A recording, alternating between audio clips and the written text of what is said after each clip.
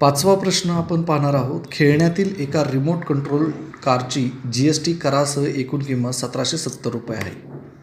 ठीक आहे.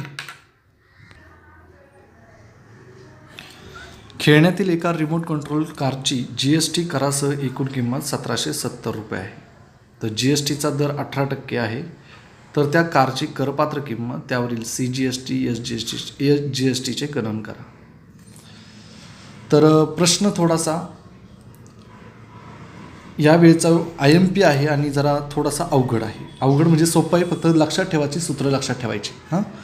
The total value with GST of remote control toy car is ₹1770. Rate of GST is 18% on toys. Find the taxable value, CGST and SGST for this toy car. सगळं विचारलं. GST, SGST, taxable amount वगैरे वगैरे काढायची. Taxable amount नाही दिलेली, ही दिलेली amount, पण ही कोणती अमाऊंट आहे त्याच्यात GST पण ॲड झालेला आहे. ओके, पहिलं लिहून घेऊयात. Taxable amount with GST 1770 rupees 1770. ठीक आहे. त्यानंतर रेट ऑफ GST किती दिला आहे? 18%. म्हणून रेट ऑफ CGST आणि SGST दोघांचा किती असेल? 9%.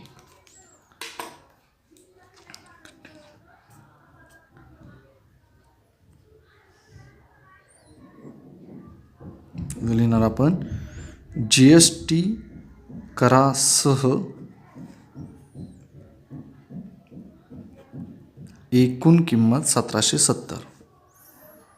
मग GSTचा दर 18% आणि म्हणून CGST असू द्यात किंवा SGSTचा दर हा निम्मा बनल 9%चा.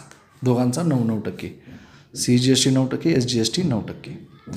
आता इत्यादी किमती दिलेल्या आहेत. मग आता हा प्रश्न सोडवायचा कसा? तर त्यासाठी आपल्याला काय करावं लागेल? तर खरी टॅक्सेबल अमाऊंट बाजूला काढावी लागेल. याच्यात GSTची रक्कम ॲड झालेली आहे. मग टॅक्सेबल अमाऊंट किती? तर ते आपल्याला X रुपये मानावी लागेल. ठीक आहे. पहा, लेट टॅक्सेबल अमाऊंट बी रुपीज X रुपये मानूयात. करपात्र किंमत X रुपये मानू. ठीक आहे. मग GST किती टक्के आहे त्याच्यावर? 18%. म्हणजेच नाव आपण GST काढूयात. Amount of GST is equal to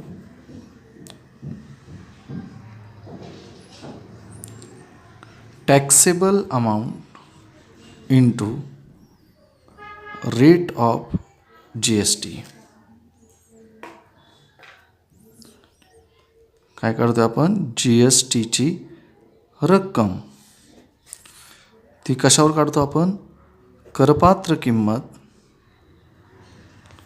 गुणिले GSTचा दर. ह्याला म्हणूयात करपात्र किंमत रुपीज X मानू. मग टॅक्सेबल अमाऊंट X रुपये मानली गुणिले GSTचा दर किती आहे? 18%. म्हणजेच 18/100. ओके. म्हणजेच कसं होईल? गुणाकार करा ह्याचा. 18 X/100 ही अमाऊंट झाली GSTची. मग आता GSTची रक्कम माहीत आहे. टॅक्सेबल अमाऊंट X रुपये आहे आणि टोटल करासह म्हणजे GST आणि टॅक्सेबल अमाऊंट एकत्र केली तर 1770 रुपये येतात. मग आपण असं लिहिणार आहोत. म्हणून total amount with GST is equal to taxable amount plus amount of GST. Total amount with G S T, G S T करासह एकूण किंमत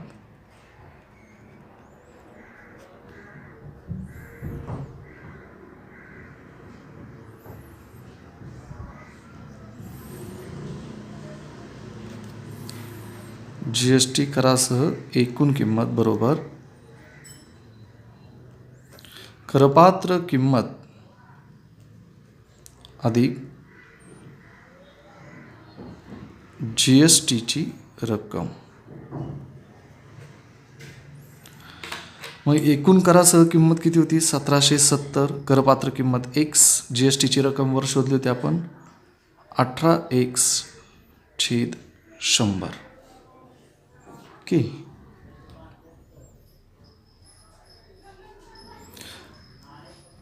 मग आता ह्याचा पाया समान पाहिजे, ह्याचा गुणाकार आपण करणार आहोत. 1770 बरोबर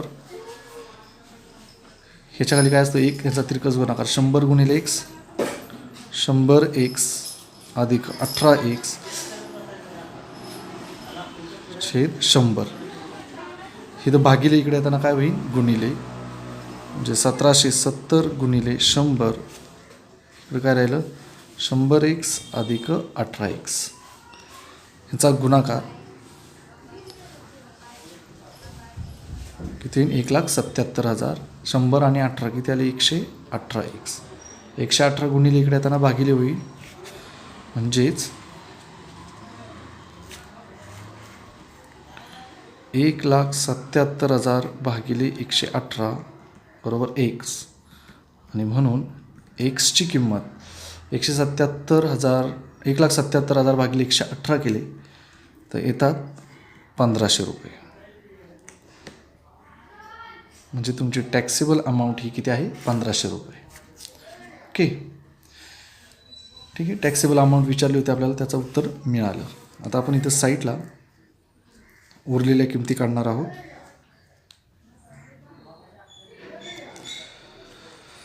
तर आता आपण इकडे या बाजूला कंटिन्यू करणार आहोत. ठीक आहे. टॅक्सेबल व्हॅल्यू निघाली 1500 रुपये. मग आता CGST आणि SGST काढणार आहोत. मग amount of CGST is equal to काय असेल सूत्र?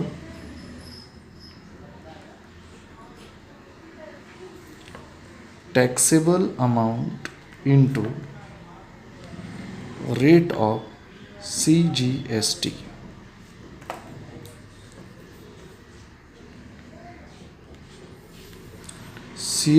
CGSTची रक्कम बरोबर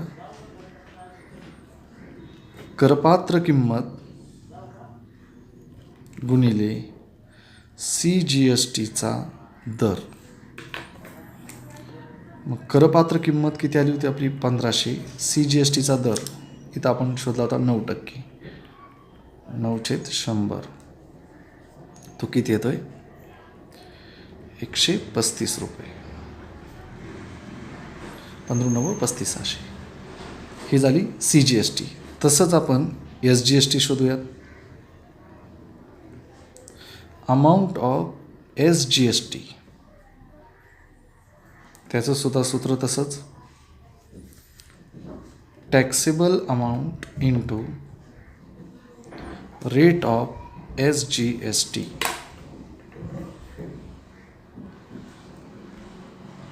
SGSTची रक्कम नेहमी टॅक्सेबल अमाऊंटवर काढतात, म्हणजेच करपात्र किंमत